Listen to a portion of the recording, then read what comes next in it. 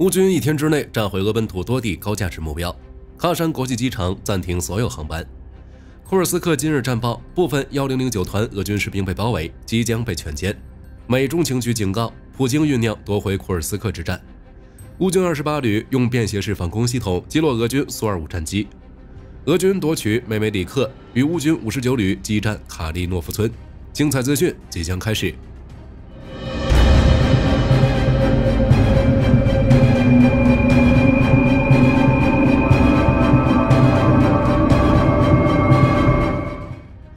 8月28日，俄军对乌克兰发动了新一轮袭击，造成至少9人死亡。乌军无人机则有针对地袭击了俄本土的高价值目标。俄军空袭力度大幅减弱，从前2天动用上百枚导弹、上百架无人机针对乌克兰全境实施打击，直接下降为动用俄士兵、无人机和火炮针对乌东各州实施打击。据顿涅茨克州州长瓦迪姆·菲拉什金表示，俄军28日在库拉霍夫进行巷战，炸毁了居民房屋。在恰索菲亚尔，俄军的无差别炮击导致多人受伤和死亡，共有16栋房屋和2栋高层建筑受损。其他乌东多地也遭到不同程度的俄军无人机袭击，导致多座基础设施受损。如在扎波罗热州，据该州长伊万·费奥多罗夫表示，俄军无人机针对乌基础设施的打击造成至少3人死亡，多人受伤。相较而言，乌军的反击不仅力度保持持续，且针对打击了俄本土的高价值目标。据开源情报报道，8月28日凌晨，乌军向罗斯托夫州的卡缅斯基区发射了多架攻击无人机。与俄罗斯安全部门关系密切的 Telegram 频道巴扎表示，击落了2架乌军无人机碎片，导致卡敏斯基区的3个储罐发生火灾。罗斯托夫州州长瓦西里·戈卢别夫证实称，当地一座石油库因无人机袭击发生剧烈爆炸和火灾，但他和其他俄媒表示没有人员伤亡。俄紧急反应部队正在灭火，火灾没有蔓延至居民楼的威胁，且击落了4架来袭的乌军无人机。到了28日白天，乌军无人机又奔袭1500公里，袭击了俄罗斯基洛夫地区。据基洛夫州州长亚历山大·科索洛夫报告显示，乌军无人机目标是该地区科特尔尼奇市的一座石油储存设施，但索科洛夫称，乌军的袭击并没有造成人员伤亡，也没有引发火灾。他称，局势已得到控制，但据 X 平台流出的视频显示，乌军无人机的袭击导致科特尔尼奇油库至少2个油箱起火。当地人也声称，至少发生了4起爆炸。有时候，火力军也不得不佩服俄军高官的语言艺术。与此同时，乌军无人机还命中了俄罗斯良赞的新米丘林斯克发电厂，导致该发电厂发生剧烈爆炸和火灾，目前损失有待澄清。据悉，良赞热电厂不仅是世界第5大石油燃料热电站，也是俄罗斯第5大热电站，装机容量2800 MW， 如今受损，也不知何时能修复。俄罗斯其他地区如沃罗涅日州，据该州长亚历山大·古谢夫报告称，当地一个弹药库附近也发生火灾。出于安全考虑，其附近2个村庄的居民已暂时乘坐巴士撤离。又或是据俄媒塔斯社报道，8月28日，俄罗斯喀山国际机场因无人机的威胁，机场自莫斯科时间8月27日7时起暂停了所有飞机的航班。同时，俄军还指控乌军 F-16也参与了空中侦察。目前，喀山机场的航班已被临时安排至萨马拉机场。不要小看乌军无人机的袭击，其对俄罗斯炼油厂、油库、能源设施的持续袭击，已使俄罗斯开始限制燃料的使用，同时也极大影响了俄罗斯能源经济和对战争的投入。在不断袭击中和受制裁的影响下，俄罗斯维修程度和周期延长，损失将无比巨大。在苏加北部，乌军再度控制了马来亚洛克尼亚，并将俄军1009团的部分俄军完全包围在 IK-12 女子劳改营中。如今，这些俄军只剩下投降和从北部突围2条路可选。在克列涅沃方向，由于乌军 FPV 无人机的密集打击，俄军对138高速公路进行了封锁，禁止平民通行。在利戈夫方向，双方战斗依旧属于试探进攻。不过，据库尔斯克州政府8月28日表示，将从8月29日起对库尔斯克市和库尔斯克核电站实施额外的安全措施。其州长阿列克谢·斯米尔诺夫称，将暂时禁止进入库尔斯克市。在塞姆河上，俄军又在兹瓦诺耶村建造了第4座浮桥，距离被炮击严重损坏的固定桥仅2公里。而那些被包围的俄军目前只能靠搭建的浮桥运送补给苟活。空投补给或许是因为风险和成本太大，次数少得可怜。而乌军在该方向上目前依旧将重心放在打援上，以求最大限度消耗和牵制俄军。乌军攻入俄罗斯本土已经20多天，并且正一步步拿下更多土地和据点。据各种消息来源报道，俄军集结了各种特遣部队，并将其转移到库尔斯克州。据 SW 和希尔斯基分析，俄军已向库尔斯克抽调至少3万人，再加上之前作战人员，其人数可能已达5万人。对此，美国中央情报局副局长科恩28日警告称，普京即将发动反攻，从而夺回被占领的库尔斯克领土。但科恩同时也表示，这将是一场艰难的战斗，俄军只有在军队和装备方面付出巨大代价后，才有可能实现。但另一种说法认为，由于俄军的增援部队都是一些2流军队，如由俄空军组成的摩托化步枪营，加上泽连斯基也明确表示，库尔斯克是仅只是乌克兰胜利计划的一部分。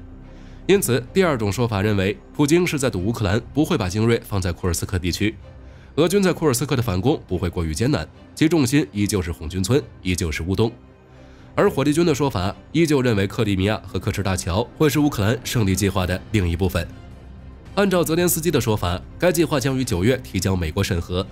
为什么要提交美国审核？是否意味着乌克兰接下来的行动需要用到美国援助的远程武器系统？是否意味着所打击的头号目标是刻赤大桥呢？甚至就连俄罗斯自己人都表达过类似的担忧。让我们一起期待9月的到来，看乌军精彩的表演。据乌克兰总参谋部8月28日的报告显示，截至当天晚上10点，乌俄双方发生了182起战斗冲突。在哈尔科夫方向，俄军2次袭击乌军在沃夫昌斯克和利普奇地区的阵地，但均未成功。不过，据乌克兰哈尔科夫集团军表示，俄军正将第11坦克团转移到赫里伯克附近的前沿阵地，并将第7摩托化步兵团转移到卢基扬奇附近，以保护俄军后勤和通信的通畅。此外，乌克兰哈尔科夫集团军还表示，俄第82摩托化步枪团正准备在沃夫昌斯克发起突击行动，俄第136摩托化步枪旅则正对季赫附近的俄第83空降旅进行支援。在顿涅茨克，据 ISW 报道，乌军第28旅在奥扎里耶夫卡使用便携式防空系统，精准命中了俄军一架苏25战机，具体战损有待后续进一步报道。但很显然，在 F-16参战后，乌军对俄军空中力量的攻击已逐步升级。在红军村方向，据 ISW 报道，俄军已控制了梅梅里克。目前，俄军前锋部队正在距离红军村主城区以东8公里的卡利诺夫村与乌军59旅交火。乌克兰军事观察员科斯扬丁·马绍维茨指出，俄军第27摩托化步枪师和第114摩托化步枪旅正在诺沃罗蒂夫卡东部的铁路上持续推进。据一些尚未证实的消息称，俄第90坦克师在第27摩托化步枪师的支持下，已沿150公路从卡利夫卡突破至谢里舍河东郊，并在乌军撤退后进一步推进。在马林卡的科斯特扬季尼夫卡方向，乌军第79旅再次击溃了俄军，对其在00523公路附近阵地的机械化攻势，该防线稳如泰山。乌军第79旅今年不知埋葬了多少俄进攻部队。综上所述，顿涅茨克战区的情况对乌克兰而言还是较为严峻的。泽连斯基也表示，俄军不会在红军村附近撤退，这里集中了俄军几乎所有的可战之兵。有媒体报道称，有4个齐装满员的精锐步兵旅已集结到位，将作为总预备队严阵以待。不过，该消息有待进一步观察。最后的乌南方向战线变化不大，乌俄双方28日在扎波罗热州、罗布季涅、辛达尼利夫卡以及小托克马奇卡进行了有限的阵地战。有消息称，俄军的 JNOM 无人机分队正在向这里增援。而乌方消息则称，泽连斯基于28日颁布命令，将在扎波罗热州、波洛西和瓦西利夫卡设立军事管理局。这是否意味着扎波罗热也可能成为新的攻击方向呢？据战区8月28日报道，泰国皇家空军在 JAS-39 与 F-16 Block 70之间终于做出了选择，正式决定购买瑞典的 JAS-39，以替代国内老旧的 F-16AB。目前，泰国和瑞典正在就此项采购事宜进行相关的谈判工作。尽管具体的交易细节尚未公开，但据消息人士透露，瑞典正在为泰国空军提供战术数据连接使用权，还会对泰国空军萨博340空中预警机的空中安全监视雷达系统进行免费升级。除了要采购 JAS-39以外，泰国政府还筹集了约 5.6 亿美元预算，将在2025至2029年间额外采购4架新战机，且希望在2034年前再增购8架。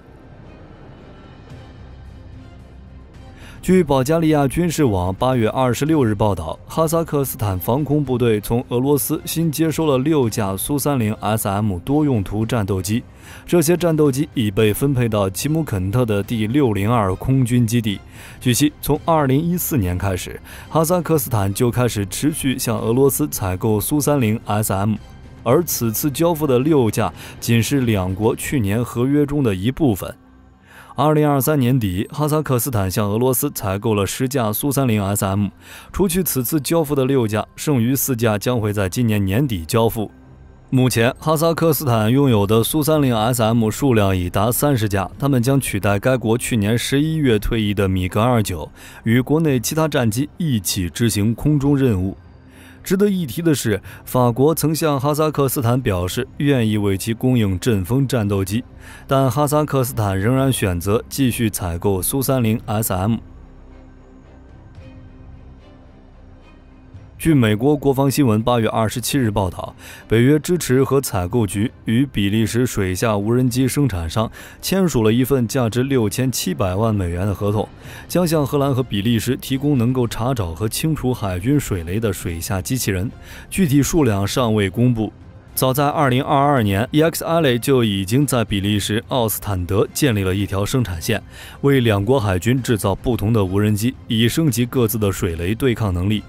另外，北约也早已开始注重各种无人水下技术，去年已测试了配备5G 通信功能的水下无人机。今年6月，北约又在波罗的海进行了联合扫雷和引雷行动，并在演习结束时进行了水雷对抗战斗演练。据美国空战司令部8月27日消息，美国亚利桑那州的戴维斯蒙森空军基地接收了第1架 EA-37B，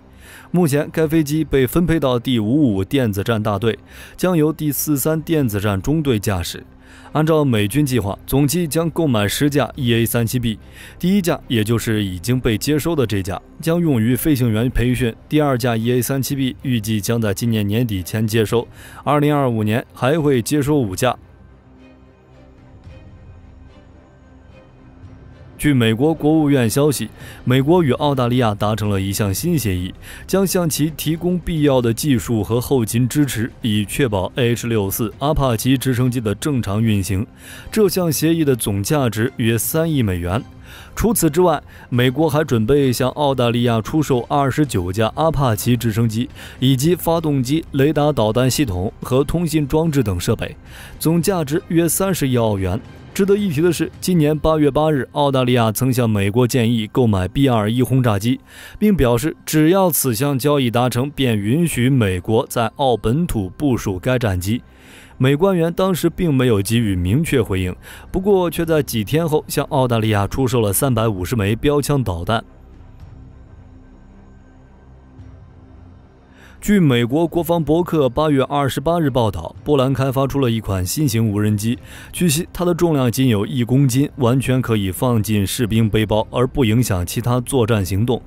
在运行时，它的最高速度可达每小时60公里，上升高度为300米，续航时间40分钟左右。另外，据波兰表示，该无人机采用了加密的军用级通信链路，能够承受一定程度的电子干扰，并可以在数公里的范围内对敌方部队实施有效监控。而且，该无人机还能够携带小型炸弹，具备打击敌方部队的能力。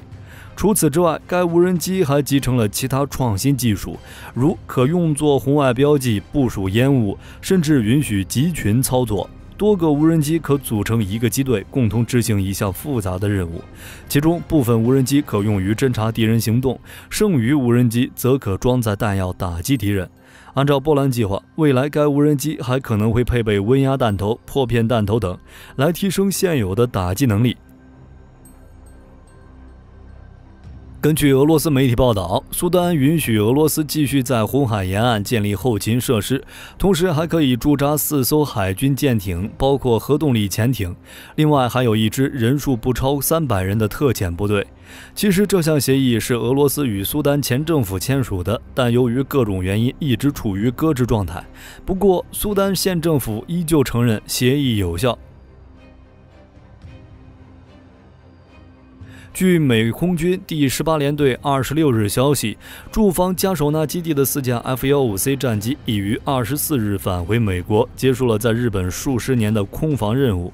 据悉，驻扎在这个基地的第44和67战斗机中队共编有48架 F-15CD 战机，而已返回美国的这4架 F-15C 隶属于第67战斗机中队。其实，该机队自从去年起就已经开始分批返回美国，而为了弥补这些战机离开所造成的空防缺口，美国空军正持续从本土夏威夷、阿拉斯加派遣战机赶赴当地执勤。如明尼苏达州第148战斗机联队的 F-16战机已于本月12日飞抵加手纳基地进行轮换部署。按照美军计划，未来将会在该基地部署36架最新型的 F-15EX 战机，届时凭借其强大的火力和电战优势，将进一步维系美军的空防战力。据中时新闻网报道，8月25日，以色列空军出动约100架战机，对真主党的军事阵地发起了大规模空袭，摧毁了40座发射站以及约6000枚火箭弹。据悉，这些火箭弹原本预定要在几分钟后向以色列北部和中部发射，不料却被其先发制人。另外，据以色列空军透露的影像显示，一架携带了外部武器的 F-35I 正在黎巴嫩上空加油。这一行为让外界媒体觉得，以色列似乎已经具备了能够在黎巴嫩领空自由行动的能力。据多方媒体报道，俄罗斯研制出了一种可穿戴式的电子战系统，旨在保护作战人员不受敌方无人机的攻击。该系统名为猫鼬，由探测和压制2个独立模块以及电池组成。所有设备加起来总重量不超过3公斤，具有超高的便携性。士兵能够通过穿着特制的马甲来携带猫鼬系统，且不会影响到作战行动。据悉，猫鼬系统能够探测1公里范围内的无人机，并能在300米范围内对敌无人机实施电子压制。在探测模式下，猫鼬系统的电池可持续使用12小时，在压制模式下则可持续使用1.5个小时。目前，该系统还处在测试阶段，待技术逐渐成熟之后，俄罗斯可能会对其实施快速量产，以求在短时间内配给前线俄军，压制乌军无人机。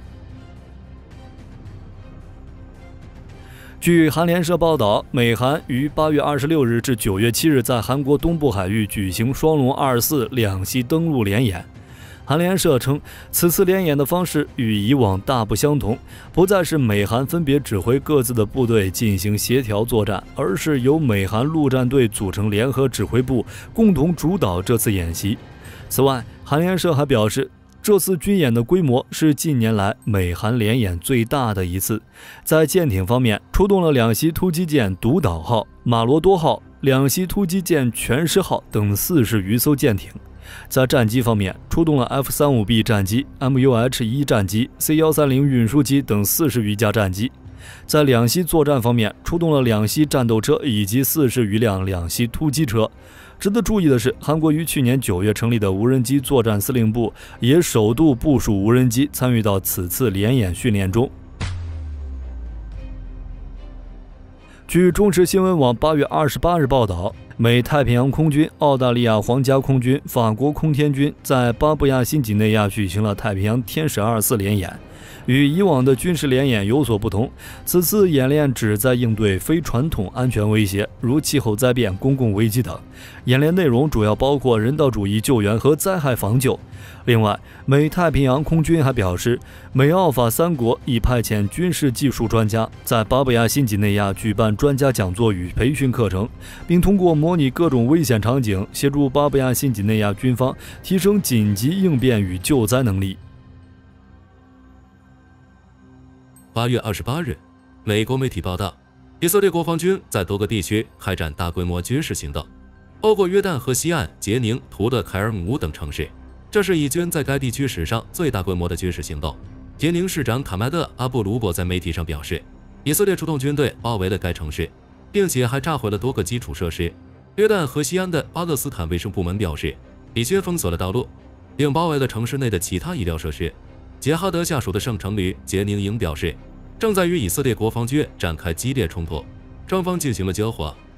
好了，本期视频内容到这里就结束了。大家认为乌俄双方下一个进攻方向是哪里？